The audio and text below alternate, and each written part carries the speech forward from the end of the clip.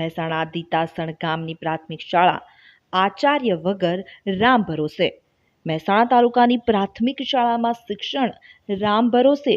શાળાના આચાર્ય ન્યૂઝીલેન્ડમાં અને શાળા ઇન્ચાર્જ આચાર્યના હવાલે. વર્ષ 2024માં 1 મહિનાની રજા લઈ અને ગયા હતા આચાર્ય પ્રગતિ પટેલ.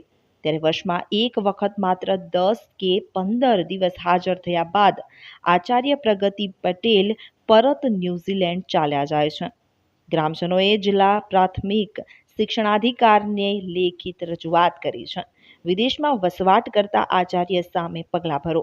ત્યારે દીતાસણ ગામની પ્રાથમિક શાળાના આચાર્ય વગર જ શાળા ચાલતી હોય, રામ ભરોસે ચાલતી હોય. મહેસાણા તાલુકાની પ્રાથમિક શાળામાં શિક્ષણ રામ ભરોસે. શાળાના આચાર્ય ન્યૂઝીલેન્ડમાં અને શાળા ઇન્ચાર્જ આચાર્યના હવાલે હોય. વર્ષ 2024માં 1 મહિનાની રજા લઈ અને ગયા હોય આચાર્ય પ્રગતિ પટેલ, અને વર્ષમાં એક જ વખત માત્ર 10 કે 15 દિવસ હાજર થયા બાદ આચાર્ય પ્રગતિ પટેલ પરત ન્યૂઝીલેન્ડ ચાલ્યા જાય છે. ત્યારે ગ્રામજનોએ જિલ્લા પ્રાથમિક શિક્ષણાધિકારીને આ બાબતે લેખિત રજૂઆત કરી છે. વિદેશમાં વસવાટ કરતા આ આચાર્ય સામે પગલાં ભરોની માંગ કરવામાં આવી છે.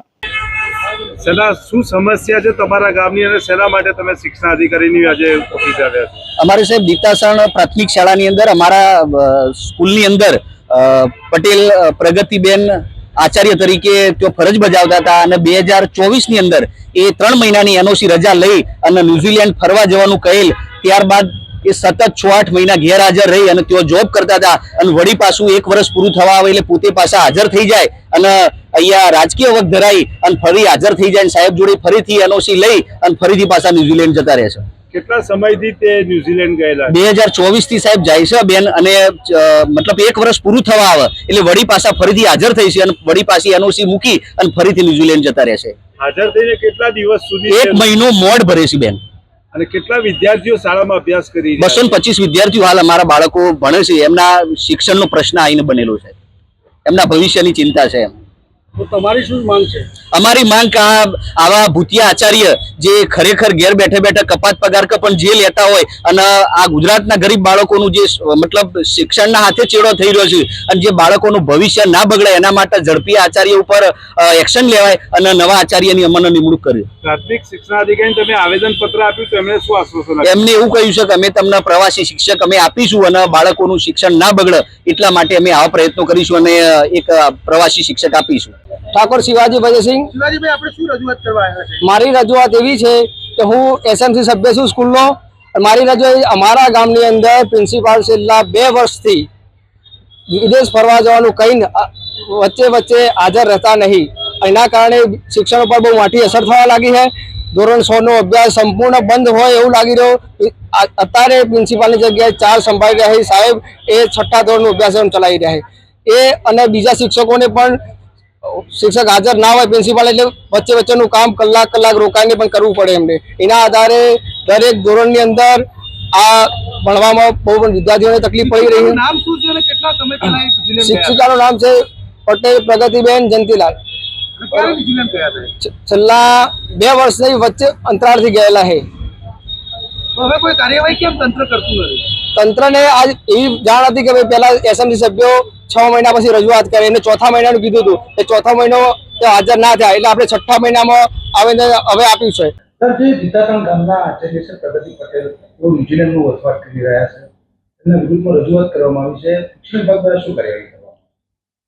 એ જે ન્યૂઝીલેન્ડ ગયેલા છે એનઓસી લઈને ગયા છે અને એનઓસીનો સમય પૂરો થયા છતાં એ હાજર થયા નથી. એટલે અહીંથી શિક્ષણ વિભાગ દ્વારા એમને શોકોઝ નોટિસ પણ આપવામાં આવી છે અને એમનો જવાબ મેળવી અને આગળની કાર્યવાહી કરવામાં આવશે. કેટલા સમય માટે એનઓસી લઈને ગયા હતા અને ક્યારથી તેઓ ગયેલા?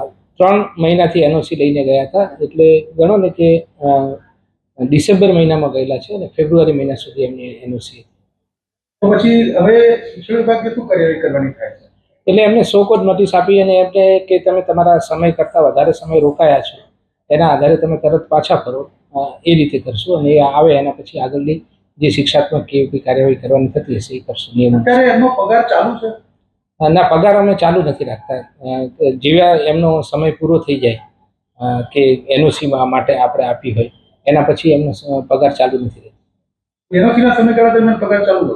એનઓસી એ કાયદેસર શિક્ષક પોતે જતો હોય છે તો એનો અધિકાર હોય છે, તો એ રીતે આપણે કરતા હોઈએ છીએ. પણ જેવું એનઓસીનો સમય પૂરો થઈ જાય એટલે આપણે એમને પગાર આપવાનો. ગ્રામજનોની રજૂઆત છે કે વચ્ચે વચ્ચે 15 દિવસે હાજર થાય છે, પાછા ચાલે જાય છે.